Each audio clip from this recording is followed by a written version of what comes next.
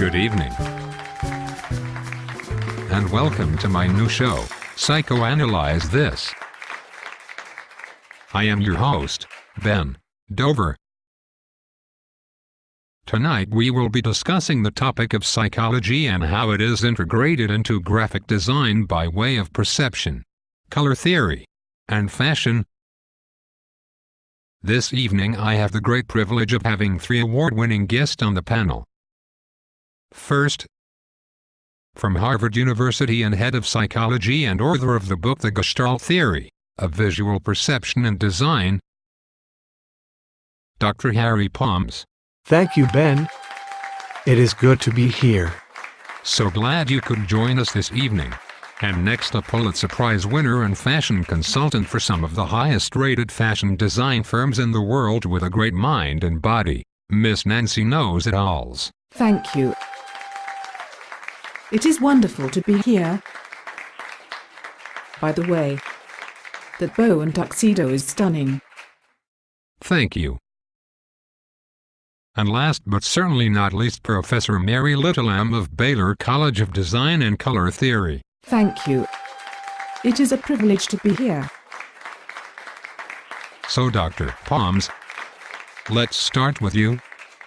What is your understanding of the Gestalt theory and how it works in design? Well, Ben Dover, I am so glad you asked.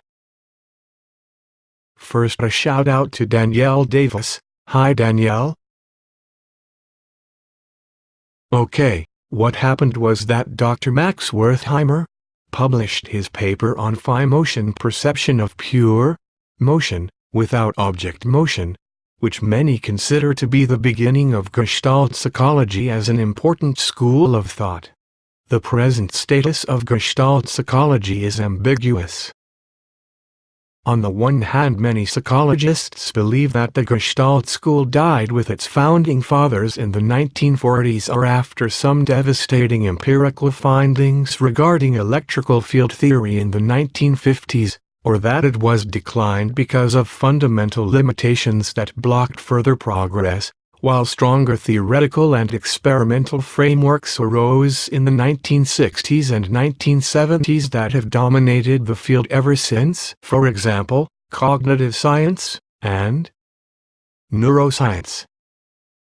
On the other hand, almost all psychology textbooks still contain a Gestalt-like chapter on perceptual organization, although often poorly connected to the other chapters. Well, thank you for the history lesson, but with all of that said,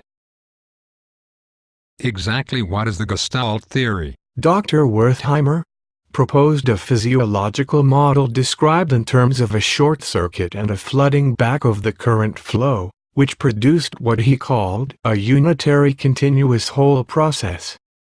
He then extended this theory to the psychology of pure simultaneity for the perception of form or shape, and of pure succession for the perception of rhythm or melody. These extensions were decisive for the emergence of Gestalt theory. Let me try to explain in TV host terms. Using shapes of either color or black that are similar in form but not exactly the same on a white background allows one's vision to flow a certain way, thus allowing the designer to create visual concepts that make sense and still have an artistic feel. Crazy, I know, but true. I find that very interesting. Okay. Well, how about you, Miss Knows-It-Alls? Yes, Ben. Fashion. Really? How deep can we get into, or shall I say how much can we delve into fashion and psychology? The issues of social status, gender, and the expression of sexuality are the characteristics of deeper social and cultural forces on our society, and not just what we assume to be individual preference. The design concept or meaning of clothing plays an equally profound role for the designer, wearer, and viewer.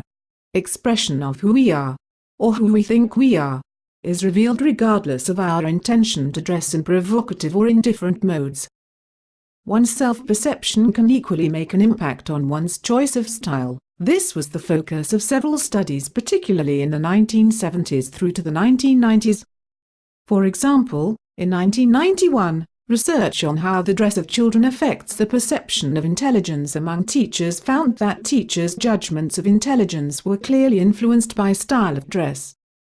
Another study of adults showed that when people were exposed to images of a person wearing conservative or casual clothing styles, they saw these people as more self-controlled and reliable. People clothed in a dressier style conveyed a sense of social unease. People dressed in a daring style were found to be attractive and individualistic. A study of nurses in the same era showed that nurses who were dressed in nurses' costumes were viewed with greater trust than those in casual dress. A range of other studies showed similar influences in clothing choices on the perceptions of others. In fact, these studies are often cited when coaching people to dress well for job interviews.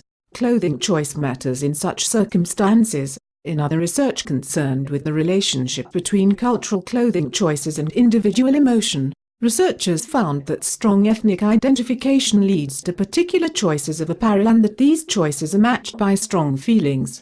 A 1994 study showed that clothing enhances people's self-perception of a range of occupational attributes, including responsibility, competency, knowledgeability, professionalism, honesty, reliability, intelligence, trustworthiness, willingness to work hard and efficiency. That is, by wearing appropriate clothes, a person's sense of these traits were augmented. Wow. You said all of that without taking a breath? Amazing. What you said makes me feel like I should be wearing a suit or tux all the time to get people to take me seriously around here. I mean, just today I said that the lighting up here sucks, but do they listen to me? No. Sorry. Okay, well anyway.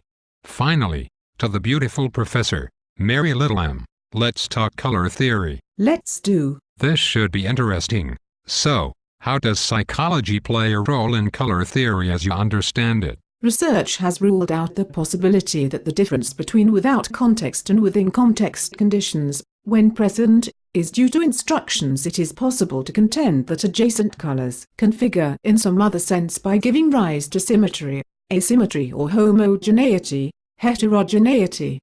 These, however, are basically dichotomous properties. It is hard to believe that the two kinds of disparate colors gave rise to differential asymmetry or differential heterogeneity. Even if they did, the cause probably would have been differential disparity. People make up their minds within 90 seconds of their initial interactions with either people or products. About 62 to 90% of the assessment is based on colors alone. So, prudent use of colors can contribute not only to differentiating products from competitors, but also to influencing moods and feelings, positively or negatively, and therefore, to attitude towards certain products. Given that our moods and feelings are unstable, and that colors play roles in forming attitude, it is important that managers understand the importance of colors in marketing. Findings of the study are that managers can use colors to increase or decrease appetite, enhance mood, calm down customers, and reduce perception of waiting time among customers. Because color experiences vary from individual to individual, it is not possible to know how another person experiences color. One person's experience of a shade of red can be perceived differently from another person. Well, that sound mean we are all out of time. I think all of you have given us much to think about, and the creators of this video deserve an A. In closing, I think we can all agree that psychology plays a big role in all aspects of design, whether it be fashion or graphics. Thank you for watching. Tune in next week when we discuss the topic of rhinotillexomania, or in TV, host terms, excessive nose picking. I would like to take this time to thank my guest for being here tonight, and also to production. The lighting still sucks. Let's give my guest and the creators of this video a big round of applause.